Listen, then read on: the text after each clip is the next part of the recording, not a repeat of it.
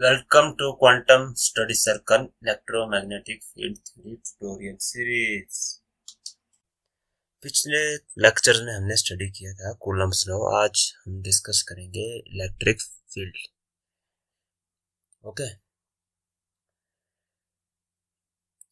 Basically electric field होता क्या है?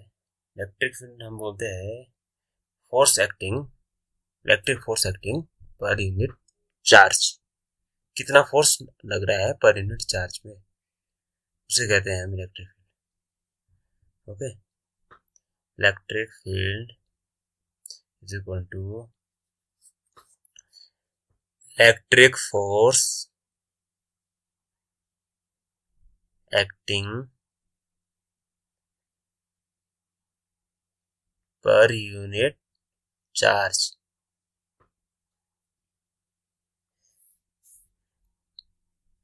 जब हम फोर्स को चार्ज से डिवाइड करेंगे तो हमें इलेक्ट्रिक फील्ड मिलेगी। तो force is a vector, force vector है। फोर्स के मैग्नीट्यूड को हमने चार्ज से डिवाइड किया, क्या मिला? इलेक्ट्रिक फील्ड मिला है। इलेक्ट्रिक फील्ड का मैग्नीट्यूड मिला। ओके, अब इसकी वैल्यू क्या आएंगी? इसकी वैल्यू आएंगी 1/4 pi epsilon not Q upon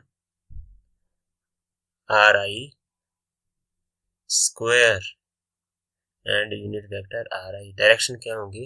unit vector are I. Electric field भी वेक्टर होगा। जब फोर्स वेक्टर है तो इलेक्ट्रिक फील्ड भी वेक्टर होगा, क्योंकि चार्ज से डिवाइड किया है। फोर्स क्या था? Q1 Q2 था।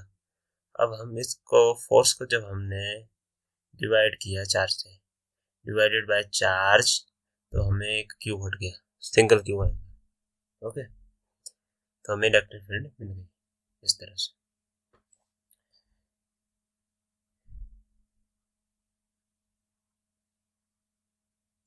अब मेन क्वेश्चन ये है कि जब हमारे पास पहले से एक वेक्टर था, फोर्स जो डिफाइन कर रहा था बहुत प्रॉपर्टीज, तो एक और एक वेक्टर क्यों लिया हमने? Why complicate life by taking another vectors? हमें एक और वेक्टर लेने की क्या जरूरत पड़ गई? इसमें भी हमें जस्ट चार्ज से डिवाइड ही किया है। Okay, why we need to complicate things? इसके पीछे कारण है। ओके, वो स्टडी करते हैं। Why another vector, why we are taking another vector, this is question. Actually इसके पीछे भी कारण है। It has something to do with how we view Coulomb's law. अब हम इलेक्ट्रिक फील्ड ले रहे हैं ना, एक चार्ज ले रहे थे, उसके चारों तरफ हम मान सकते हैं कोई फोर्स है। Charge is inserting force everywhere, everywhere around. जो भी स्पेस है उसके चारों तरफ, उसमें कुछ फोर्स एक्सर्ट कर रहा है कोई चार्ज। हम ऐसे मान सकते हैं कि नहीं मान सकते? अगर इलेक्ट्रिक फील्ड का कंसेप्ट ले रहे हैं तो हम ये चीज मान सकते हैं कि कोई चार्ज पार्टिकल, उसके चारों तरफ कोई फोर्स है, दूसरे चार्ज अकाउंट में नहीं आ रहा है। कुछ हम फील्ड मान सकते हैं, कुछ हम मान सकते हैं स्पेस में वो प्रेशर क्रिएट कर रहा है, कुछ प्रेशर क्रिएट कर रहा है, कुछ दूसरे चार्ज को इन्वॉल्व करने की जरूरत नहीं है। हम इस प्रेशर को, इस फोर्स को बोलेंगे फील्ड। इस प्रेशर और इस फोर्स को बोलेंगे फील्ड। ओके, जो चार्ज के चारों तरफ है, ये चीज हम ग्रेविटेशनल ऑब्जेक्ट के केस में भी कर सकते हैं कि gravitational object gravitational field produce कर रहा है। अब ये चार्ज है तो ये इलेक्ट्रोस्टैटिक फील्ड प्रोड्यूस कर रहा है, कुछ प्रेशर क्रिएट कर रहा है अपने स्पेस अराउंड एवरीवेयर।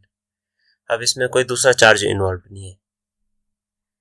अब होता क्या था कि जब न्यूटन के टाइम था, न्यूटन के टाइम में ये वाला कंसेप्ट नहीं था फील्ड वाला। वो बोलता था दो ऑब्जेक्ट है, दो ऑब्जेक्ट के बीच में फोर्स है, उसके बीच फॉर्मूला इक्वेशन दे दी उसने। न्यूटन साहब ने बोला कि दो ऑब्जेक्ट्स है, उनके बीच में कोई फोर्स है, फोर्स ऑफ ग्रेविटेशन है, तो उसने इक्वेशन दे दी। पर कोई ऐसा कंसेप्ट नहीं था कि कोई भी ऑब्जेक्ट अपने चारों तरफ फील्ड प्रोड्यूस कर रहा है, कोई फोर्स क्रिएट कर रहा है और दूसरे ऑब्जेक्ट का वो इन्फ्लुएंस कर रहा है। लेकिन ये जो कंसेप्ट आया फील्ड का, ये आया फेराडे साहब ने दिया ये कंसेप्ट। उन्होंने बोला कि field around space everywhere. Actually बात ये थी कि जो फेराडे साहब थे ना, जो फेराडे साहब थे, उन्होंने दी है फील्ड थ्योरी। उनको मैथमेटिक्स नहीं आता था, लेकिन फिर उनकी कोई फॉर्मल एजुकेशन तो हुई नहीं थी, तो उनको कोई भी इक्वेशन कोई भी थ्योरी समझानी होती थी तो वो जस्ट जैसे उनको बताना था कि ये करंट कैरिंग ऑब्जेक्ट है, ये फोर्स एक्सर्ट कर रहा है, तो ऐसे फील्ड बना देते थे, ऐसे डायग्राम बना देते थे। तो उन्होंने इस टाइप के कंसेप्ट को जन्म दिया, क्योंकि क्वेश्चन लिखना तो आता था। लेकिन आज के टाइम में ये जो फील्ड थ्योरी है ये इतनी पॉपुलर है, ये पार्टिकल फिजिक्स में यूज होती है, क्वांटम मैकेनिक्स में यूज होती है, थियरी ऑफ रिलेटिविटी में यूज हो रही है। It has become intrinsic part of physics. ये it is a very good way of representing fundamental forces. Field को जरूरी नहीं हमें इक्वेशन नहीं लिखनी पड़े, हम इस तरह से डायग्राम बना के हम रिप्रेजेंट कर पाते हैं। तो फैराडे साहब जो स्कूल नहीं गए, जो उनको मैथमेटिक्स की एजुकेशन नहीं थी, इस वजह से फील्ड थ्योरी का जन्म हुआ। It is a very interesting story to know. Okay it is just a part of history, but पता होना चाहिए ये चीजें भी पता होनी चाहिए। चलो हम इलेक्ट्रिक फील्ड पे आते हैं अब दोबारा। जो इलेक्ट्रिक फील्ड है इट इज अ वेक्टर, और ये जो इलेक्ट्रिक फील्ड है ये फंक्शन है। किस चीज का फंक्शन है? डिस्टेंस का फंक्शन है। डिस्टेंस के साथ वेरी होंगी। आर क्या शो कर रहा है? Distance. R is showing distance. इसकी वैल्यू ये है 1/4πε0q/r²। और फर्दर जो आर है, R is also a function electric field function of R है, फंक्शन ऑफ डिस्टेंस है। और आर भी एक वेक्टर है, इलेक्ट्रिक फील्ड भी एक वेक्टर है, और जिस चीज का फंक्शन है आर का, R is also a vector. R is also vector. Okay, R X I, R Y J, R Z K, ये पोजीशन वेक्टर है ना, तो हम ऐसे शो करेंगे। तो इस चीज का पता होना चाहिए आप लोगों को कि electric field is a vector and it is also a function of. अब हम लाइन चार्ज का केस डिस्कस करेंगे, इनफिनाइट लाइन चार्ज। उसके कारण हम इलेक्ट्रिक फील्ड मेजर करेंगे, ठीक है। उसके बाद हम सरफेस चार्ज का केस भी डिस्कस करेंगे। फिलहाल हम इनफिनाइट लाइन चार्ज का केस डिस्कस करते हैं और उसके कारण कितनी इलेक्ट्रिक फील्ड होती है वो डिस्कस करते हैं। ये है हमारा इनफिनाइट चार्ज के वायर, मान लो इस चीज को, ये इनफिनाइट, इसकी लेंथ क्या है? इनफिनाइट। ओके, ये हमारी इनफिनाइट चार्ज कैरिंग वायर है, ये इन्फिनिटी तक एक्सटेंड हो रही है। इसमें कोई भी चार्ज है, ये पॉजिटिव मान लो, नेगेटिव कोई भी मान लो। अगर हम पॉजिटिव मान लेते हैं, चलो इसका हम सेंटर पॉइंट ले लेते हैं और सेंटर पॉइंट से ड्रॉ करते हैं हम एक लाइन, ये पॉइंट पी तक। अब हमने पॉइंट पी पे charge calculate, electric field calculate करना है कि पॉइंट पी पे कितना इलेक्ट्रिक फील्ड होगा इसके बाद। अब इससे जेड डिस्टेंस नीचे को चलते हैं और छोटा सा हम चार्ज मान देते हैं D Z infinitely small D Z charge मान लेते हैं। वैसे ही हम पॉजिटिव साइड में भी मान लेते हैं, पॉजिटिव साइड में भी हम डी जेड मान लेते हैं एक छोटा सा चार्ज। अब दोनों के कारण जो इलेक्ट्रिक फील्ड होगा इस पॉइंट पे वो थोड़ा सा बैलेंस्ड आएगा। अब देखो उन दोनों के कारण जो होगा, ये देखो इसके कारण जो इलेक्ट्रिक फील्ड आ रहा है इस डायरेक्शन में होगा जो मैंने अभी ड्रॉ की, और ये और दो नेगेटिव डी जेड में से जो आएगा वो इस डायरेक्शन में होगा। इसको मान लेते हैं E1, दूसरे को मान लेते हैं हम E2। अब E1 E2 का मैग्नीट्यूड इक्वल होगा, ये तो आपको देख के लग रहा है सिमेट्री है। अब एक और चीज भूल गए हम, लैम्डा कूलम पर मीटर है इसकी चार्ज डेंसिटी, क्या है इसकी? लैम्डा कूलम पर मीटर है इसकी चार्ज डेंसिटी, ये मान लेते हैं। अच्छा, और इसका डिस्टेंस r मान लेते हैं हम, पॉइंट P का from line charge r distance मान लेते हैं हम। और दोनों E1 E2 होगा ना, जो उनका जो टेंजेंशियल कंपोनेंट है वो कैंसिल हो जाएगा। क्यों? E1 sin theta, E2 sin theta cancel हो जाएगा क्योंकि अपोजिट डायरेक्शन में। और जो cos थीटा कंपोनेंट है वही रहेगा, वो दोनों का ऐड हो जाएगा। तो इलेक्ट्रिक फील्ड की डायरेक्शन किस डायरेक्शन में होगी? इस लाइन के परपेंडिकुलर डायरेक्शन में होगी। तो हम E1 R मान लेते हैं हम, इलेक्ट्रिक फील्ड 1 के कारण जो होगा उसका मैग्नीट्यूड कुछ इस तरह का आएगा कि नहीं आएगा? 1/4πε0 लैम्डा डी जेड। अब डिस्टेंस भी निकालना पड़ना है हमें, डिस्टेंस की जरूरत पड़ेगी। Z²/R² है डिस्टेंस, डी जेड से पॉइंट बी का डिस्टेंस इतना है, Z²/R², √Z²/R²। पाइथागोरस थ्योरम लगा के आ गया ये डिस्टेंस। तो तो इलेक्ट्रिक फील्ड क्या आ जाएंगे, E1 R 1/4 pi epsilon naught lambda dz upon distance का square, z square plus are square, इसका स्क्वायर आएगा ना, अंडर रूट का स्क्वायर कर दिया तो z square plus are square आया। ठीक है, अब ये है इन दोनों कंपोनेंट, dz कंपोनेंट के कारण है ये इलेक्ट्रिक। ठीक है, वैसे सेकंड E2 फील्ड जो माइनस dz कंपोनेंट के कारण वो भी इतनी होंगी, they will have equal magnitude, दोनों इक्वल आएंगे ना। टोटल क्या आ जाएगा, ये टोटल इनका एडिशन आ जाएगा, सम आ जाएगा, तो 2 टाइम्स हो जाएगा, 2 टाइम्स हो जाएगा, 2 times 1 upon 4 pi epsilon naught lambda dz z square upon R square. ठीक है, ओके। अब इसका cos थीटा कंपोनेंट होगा, cos थीटा लेंगे हम इसको, ये तो समझ, ये तो मैंने पहले भी बताया आपको, cos थीटा कंपोनेंट क्यों होगा, sin थीटा कंपोनेंट कैंसिल हो जा रहा है, ये जो परपेंडिकुलर कंपोनेंट है ये cos थीटा है कंपोनेंट है। थीटा क्या है, थीटा ये एंगल है, ये है E2 cos थीटा, ई टोटल E2 का cos थीटा, वैसे E1 के केस में वैसे ही होगा, E1 ET है, ET is equal to E2 cos theta, theta ये एंगल है, इसका cos थीटा कंपोनेंट होगा दोनों का ऐड, और cos थीटा क्या है इसमें, R upon Z, cos theta क्या होगा, R upon under root Z square plus are square, base upon hypotenuse, R base है और hypotenuse under root Z square plus are square. ठीक है, तो ई आर क्या आ जाएगा, ई आर है टोटल इलेक्ट्रिक फील्ड, इसको हम बनेंगे टोटल इलेक्ट्रिक फील्ड कितनी होगी, इन्फिनिट वायर के कारण 1/2 पाई एप्सिलॉन नॉट, इंटीग्रेशन करनी पड़नी है ऐसे हमें हर पॉइंट की, इंटीग्रेशन फ्रॉम 0 टू इन्फिनिटी, जो डी आर जो इसकी वेरिएशन होगी dz की 0 टू इन्फिनिटी से तक होगी, ऐसे हर पॉइंट पे हम कैलकुलेट करेंगे, lambda z square plus are square raise to power 3/2, और क्या वेरी हो रहा है, dz वेरी हो रहा है, तो ये हमने cos थीटा की वैल्यू पुट की इसमें, तब raise to power 3 raise to power 2 आया, इसीलिए 3 रेज़ टू पावर 2 आ गया। ठीक है, dz के साथ हो रही है इंटीग्रेशन इसकी, ओके। dz कहाँ से कहाँ वेरी हो रहा है, 0 टू इन्फिनिटी, इन्फिनिट वायर है ना। ठीक है, अब z अपॉन आर क्या है, tangent theta, tangent theta is z upon R, tangent theta, तो z क्या आ जाएगा इसमें, z equal to R into tangent theta. ठीक है, और dz क्या आ जाएगा, r इंटू टेंजेंट थीटा की डिफरेंशिएशन क्या होती है, सेक स्क्वायर थीटा, dz आ जाएगा r into sec square theta, so z square plus are square क्या आ जाएगा, ये वैल्यू पुट कर दो z की, r tan theta, r square tan square theta plus are square. ठीक है, आर स्क्वायर कॉमन ले लो, R square into 1 plus tan square theta, और 1 प्लस टेन स्क्वायर थीटा क्या आता है, secant square theta, R square secant square theta, तो ये value Z square plus are square की हम इसमें पुट कर देते हैं, जो ई आर हमारी इलेक्ट्रिक फील्ड है, total electric field due to infinite conductor, वो पुट कर देते हैं।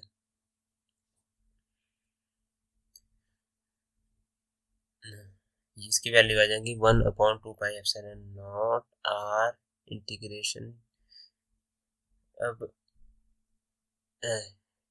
Z square upon R square क्या है, R square secant square theta, तो ये आ जाएगा R cube secant cube theta.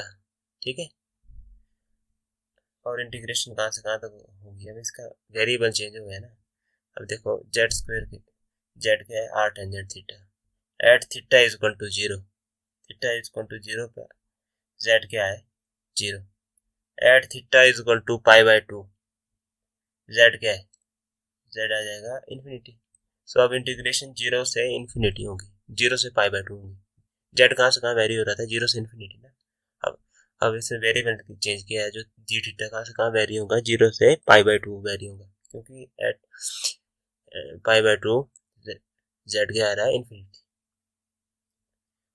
D Z क्या है इसमें, आर सीकेंड स्क्वायर थीटा, तो ये वैल्यू भी पुट कर देंगे हम इसमें, आर डी जेड की जगह क्या पुट कर देंगे, R secant square theta variation into D theta, अब चेंज ऑफ वेरिएबल किया है, ठीक है। अब इसकी इंटीग्रेशन करते हैं हम, जो कट जा रहे वेरिएबल को काट देते हैं। 0 to π/2 lambda secant theta D theta, ये कट जाएंगे वेरिएबल। अच्छा, अब 1/2πε0 आर लैम्डा, लैम्डा बाहर नहीं देते हैं। अच्छा, 1/सेकेंड थीटा क्या होता है? 1 जो सेकेंड थीटा होता है कॉस थीटा, ठीक है। Cos theta is equal to 1/सेकेंड थीटा। अब कॉस थीटा की इंटीग्रेशन क्या होती है? कॉस थीटा की इंटीग्रेशन होती है साइन थीटा। अब ये पूरा फैक्टर क्या बन जाएगा? 1/सेकेंड थीटा की इंटीग्रेशन क्या बन जाएंगी? Sine theta. साइन थीटा और साइन थीटा और वैल्यू पुट करेंगे हम, तो ये वैल्यू आ जाएंगी 1। साइन π/2 1 होगा ना, और साइन 0 1 हो जाएगा, ये वैल्यू आ जाएंगी 1। और इसकी डायरेक्शन फील्ड, डायरेक्शन क्या आएंगे इलेक्ट्रिक फील्ड के? dr। ये कैसे आएंगे? देखो, ये डायरेक्शन r की तरफ होंगे ना इलेक्ट्रिक फील्ड की direction, unit vector in the direction of r को हम dr बोल रहे हैं, dr। ये वैल्यू क्या आ जाएंगी? dr, इसकी डायरेक्शन की वैल्यू dr। तो इलेक्ट्रिक फील्ड क्या है? λ/2πε0 r। अब एक इसका कंपैरिजन करते हैं पॉइंट चार्ज से। Electric field due to infinite line charge क्या आई? 1 λ/2πε0 dr, ठीक है। ये है dr unit vector in the direction of r है, और लैम्डा इसमें चार्ज डेंसिटी है। चार्ज डेंसिटी इसका यूनिट क्या होगा? Coulomb per metre. ये लाइन चार्ज डेंसिटी है। अच्छा, ठीक है। अब इलेक्ट्रिक फील्ड जो इसमें वेरी हो रही है वो इनवर्सली प्रोपोर्शनल टू डिस्टेंस है। इनफाइनाइट लाइन चार्ज के केस में inversely proportional to just distance. Point charge के केस में कैसे वेरी हुई थी? It was inversely proportional to square of distance. It is an interesting point to note. Due to point charge electric field ER was inversely proportional to distance का square, और line charge के कारण सिर्फ inversely proportional सिर्फ distance, इसमें square term हट गई। ये चीज नोट करने वाली है। और हम अभी सरफेस चार्ज के केस में भी कैलकुलेट करेंगे उस केस में कैसे वेरी होगी। तो ये चीज को अपने दिमाग में बिठा लो। It is interesting. अब हम इनफाइनाइट सरफेस, मेटेलिक सरफेस का केस डिस्कस करते हैं। उस केस में इलेक्ट्रिक फील्ड को कैलकुलेट करते हैं। Electric field due to infinite surface charge.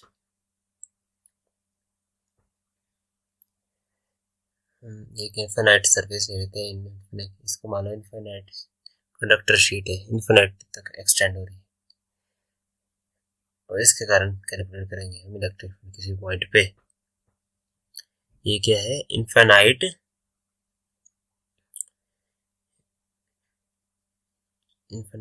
Charge carrying conductor है, और सिग्मा क्या है इसकी? Surface charge density.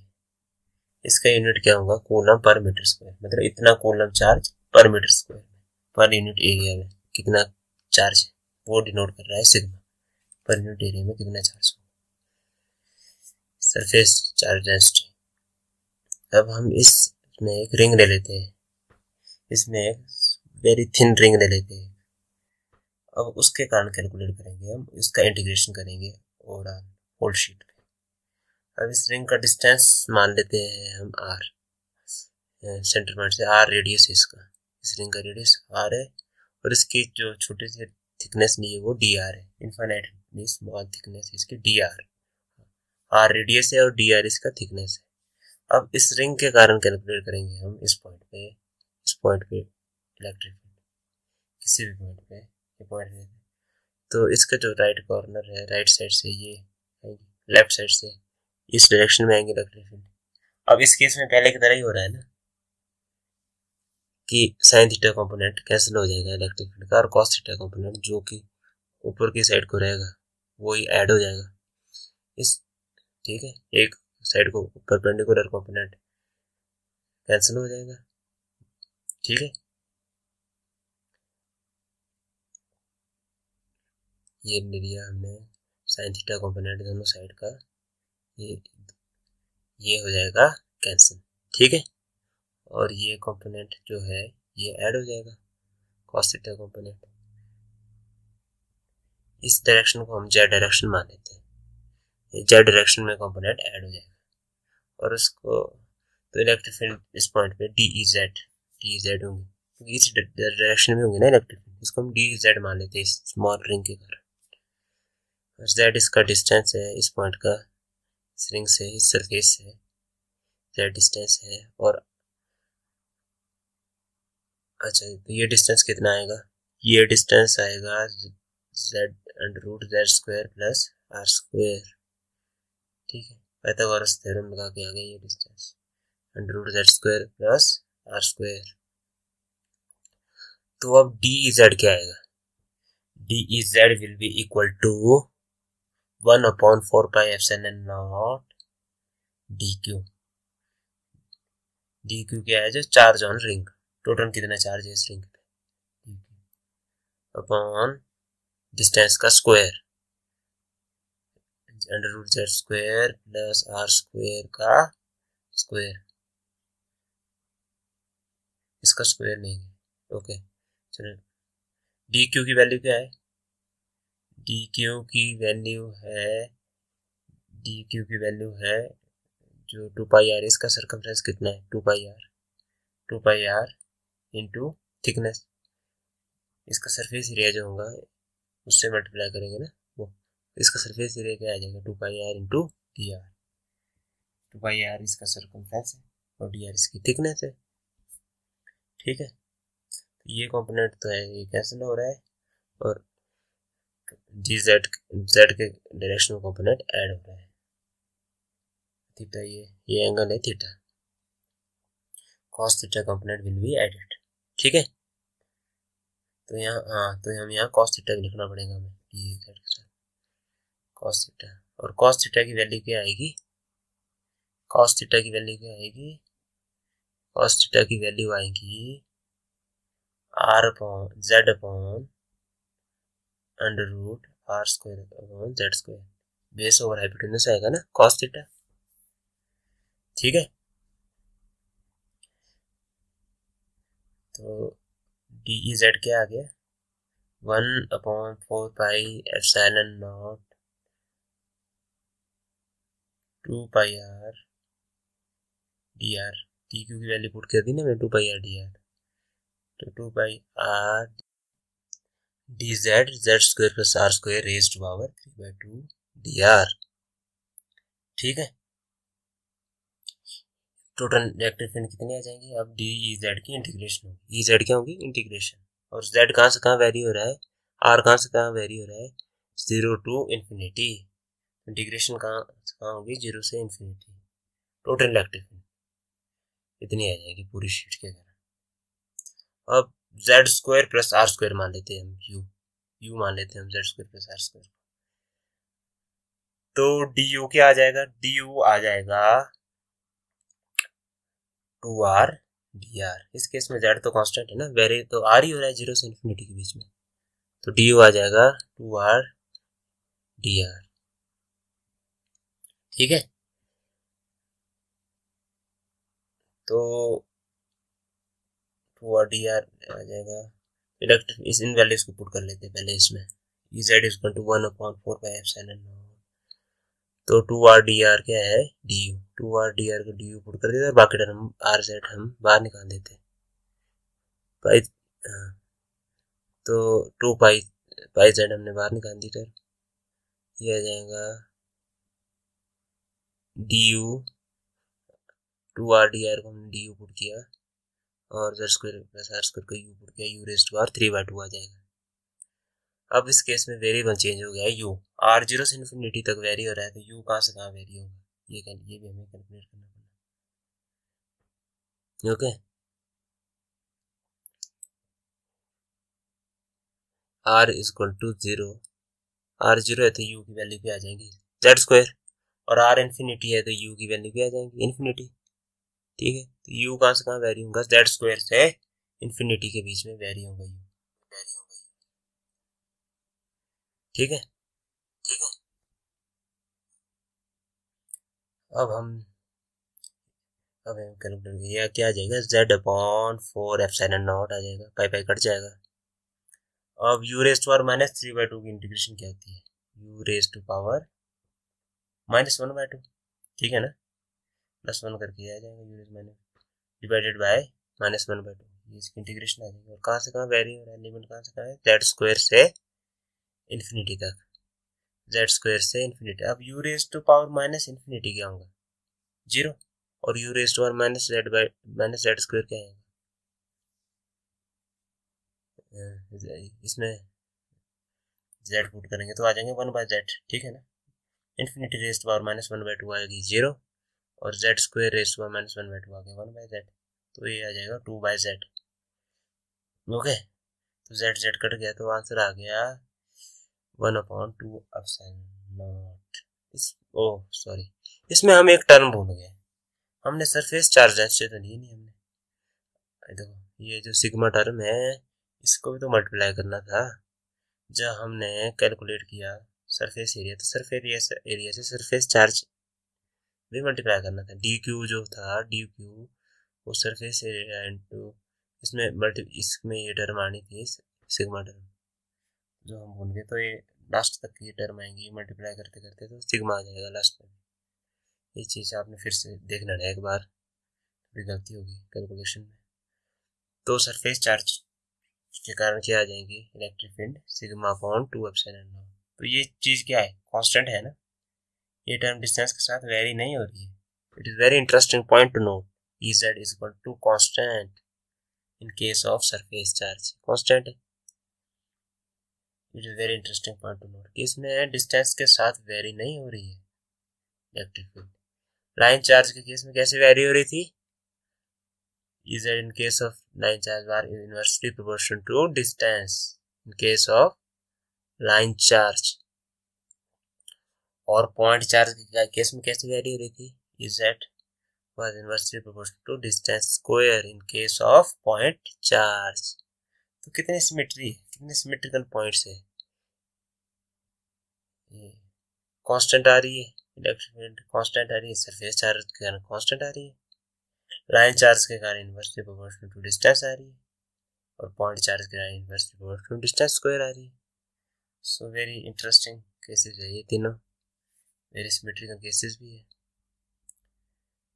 तो इस तरह से हमें कंपैरिजन करना चाहिए, हर केसेस में कंपैरिजन करके स्टडी करना से हमें ज़्यादा समझ आती चीज़ें। तो मेरा इसी चीज़ पे फोकस होता है, जब भी मैं कोई चीज़ पढ़ाऊँ तो कंपेरिजन करूँ। जैसे मैंने पिछले केसेस में इलेक्ट्रोस्टैटिक फील्ड को ग्रेविटेशनल फोर्स के साथ कंपेरिजन किया था। इस तरह से हमें चीज़ें ठीक से समझ आती है। चलो आज का लेक्चर फिर यहीं ख़त्म होता है। अब आपको हम नेक्स्ट लेक्चर में मिलेंगे, video next lecture. Thank you.